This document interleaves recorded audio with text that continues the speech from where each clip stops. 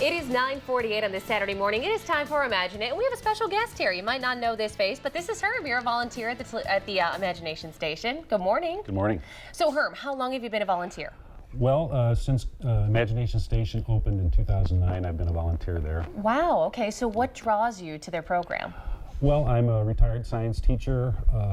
When I retired, I sort of started getting involved with volunteer projects and science museums and so forth, and that seemed to really fit with me, so okay, I've been doing that ever since. Yeah. How often are you down there, and do you work directly with the children? Yes, I have a regular scheduled day, Friday, that I go, but also I'm called for, projects off-site, things like that. So, okay, very cool. Well, you can also get involved, right? You guys are always looking for new volunteers? Right. If you want to be a volunteer at Imagination Station, you can get a hold of our volunteer coordinator, and you can find the information on the website.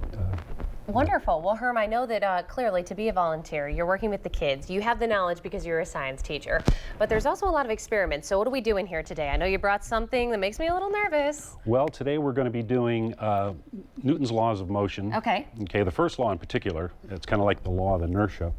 And I think probably many people have seen this experiment where you pull the tablecloth and the plate stays in place because of its inertia. Okay. If you pull slowly, Right. it has friction, it's going to be pulled off. So you want to have a cloth that has very little, like a hem or anything like that on it. It's kind of a smooth cloth. Yeah, this is a cotton blend. Right, okay. nice tight weave, so it's kind of smooth. And that will reduce the amount of friction acting on the plate. Okay. So the quicker you do it, the less time friction has to act on it. Oh boy, I'm getting nervous. So I'm going to do the first. I'm going to do the first demonstration. Okay. And then you'll get a chance I'm going to step back. Okay. You do your thing. So I'm going to pull it up here above the table. Okay. But my goal is to pull it down below the table. So I'm going to get a good wad of cloth here, kind of keep it taut between my hands, not loose like that. Okay. And then whenever I'm ready, I'm just going to pull this down quickly.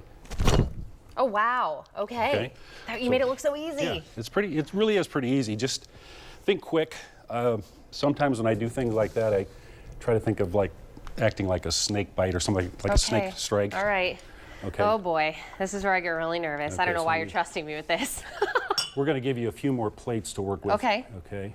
And so I'll put this here. Yep, set it up real nice. We got about a minute. Okay. And we'll set this here. Okay, so this would be a typical place setting that you'd see at a restaurant. Something like that. So oh boy. you want to get a good wad of cloth. All right. Okay. Like this. Up.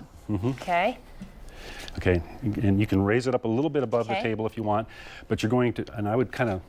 Oh, you need me to get into a squat here. A little bit, and then you want to go quickly down below the table. So up high and then just down low. Okay, ready? 1, 2, 3. Perfect. Oh, I did it! Oh, that's so fun. Wow, that was excellent. Whew, man. You didn't know that I had that in me, did you? No, I didn't know I had that in me. That was tremendous. Man. So what we're doing here, the science behind that is Newton's first law. Objects at rest tend to stay at rest. Objects in motion tend to stay in motion.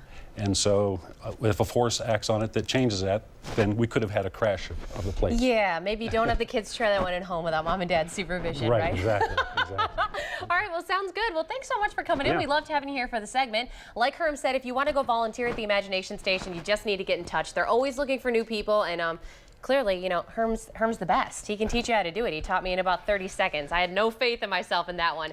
All the volunteer information right there, imaginationstationtoledo.org/volunteer. Of course, the Imagination Station also open today for all the fun.